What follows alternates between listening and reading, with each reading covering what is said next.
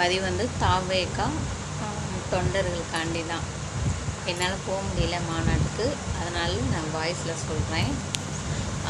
என்ன அப்படி ஏற்கனவே பல கட்சிகள் இருக்குது. ஆனால் அந்த கட்சியில் வந்து எல்லாருக்கும் போட்டதே தான் போடுறோம். ஒரு வாட்டி நம்ம மாற்றி போட்டு பார்க்கலாம், மாற்றி போட்டு பார்க்கணும். ஏன் அப்படின்னாக்கி புதுசாக வர்றவங்களுக்கு ஒரு வாய்ப்பு கொடுக்கணும். அந்த வாய்ப்பில் அவங்க நம்மளுக்கு என்ன செய்கிறாங்க, எப்படி செய்கிறாங்கன்னு நம்ம நோட் பண்ணணும்.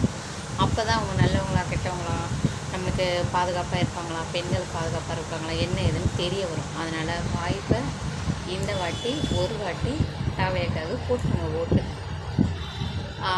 அப்போது என்ன அப்படின்னா, விஜயகாந்த் சாருக்கு வந்து நம்ம ஓட்டு போடலை, இருந்தாலும் அவங்க இந்த உலகத்தில் இல்லை.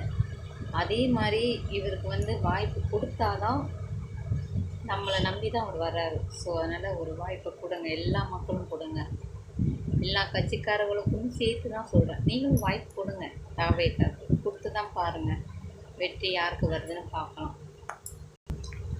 எனக்கு பிறகு என் பையன் பிறகு என் பொண்ணு பிறகு என் பேத்தி, இப்படியே போகிற இந்த உலகத்தில் கொஞ்சம் மாற்றம் வரட்டும், இவர் புதுசாக வரட்டும். என்ன சொல்கிறீங்க? ஏன்னா எனக்கு யாருமே பிடிக்காது, கட்சியே பிடிக்காது. இருந்தாலும் தாவேக்காக்கியும் சொல்கிறேன் அப்படின்னாக்கி ஓட்டு போடுங்க, ஜெயிக்கட்டும். கன்ஃபார்மாக நம்மளை மாதிரி பெண்களுக்கு அவர் பாதுகாப்பாக இருப்பார் அப்படின்னு ஒரு நம்பிக்கை இருக்குது. பார்க்கலாம் வெற்றியார். 2026 விஜய் முதலமைச்சர். ஓகே.